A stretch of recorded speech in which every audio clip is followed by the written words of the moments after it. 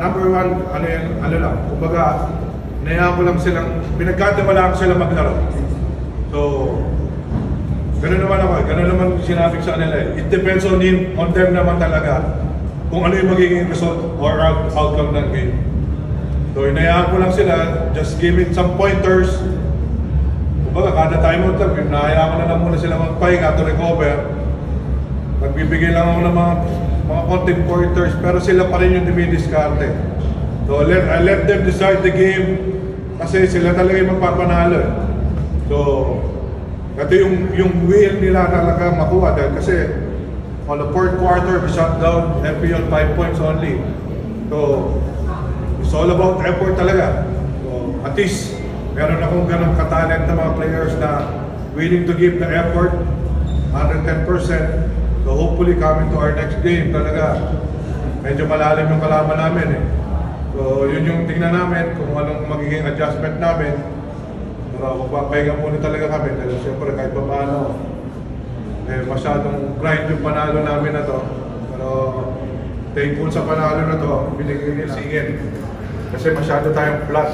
So buti na lang meron ako mga ganong energy joy na talagang will step up na coming to the game na talagang pinakita nila na pwede silang bigyan ng quality minutes or longer minutes just in case na wala yung mga ibang players namin talaga. Hello po, I'm from the Carl District Journal of Manila. So it was an intense match for us, especially during the final seconds. So this question is for Fleur.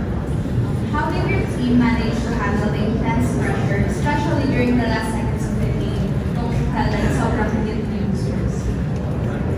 How did your team manage Parang wala speaker, how did your team manage to handle the intense pressure, especially during the last seconds of the game? Sobrang higit na yung scores nyo nila. Noong last series na di naman kami nagkulang ng mga veteran na approach na maayos yung mga bago namin. So, yun nga sabi ko si Jeff na nag-step up sila. So, di naman. Kaya maganda naman ang result. Ang coach na siguro yung injury ng Nino, and gano'n katagal siguro siya mawawala for the term? Actually, definitely Bohus is out for the season na. So, hindi na namin iisip na makakabalik siya. Basta kami, yun nga, yung 15 months strong, we will enjoy it. Whoever na maiwan. Pero yun nga, nakasupport pa rin naman kami talaga kay Mo, whatever it is. Siyempre, kahit pa paano, first game pa lang, medyo na siya eh, sayang yung opportunity niya to prove kung ano yung worth niya talaga sa UAAP. Pero still, positive pa rin naman kami. Kahit na wala kaming FSA, grabe ko nga sa kanila, tatlong taon ako nasanay ng Filipino. Siguro, I need to translate kung ano man yung mga natutunan ko, mga experience ko na mag-all Filipino para at least ma-emphasize sa kanila na sila pa rin yun, limahan pa rin yung naglalaro sa loob ng court. So there's nothing wrong na to compete, kumbaga.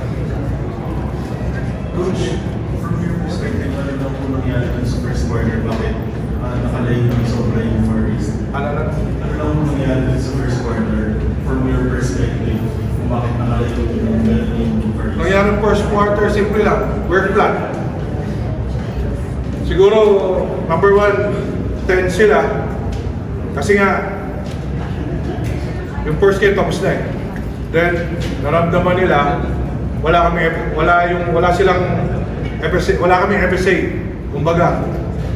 So, medyo konting gising lang ng konti. Kumbaga, they have to realize na kailangan nilang sumandal sa isa't isa lang talaga, na wala si Mo. So, yun lang yun, kailangan nilang maintindihan din siguro.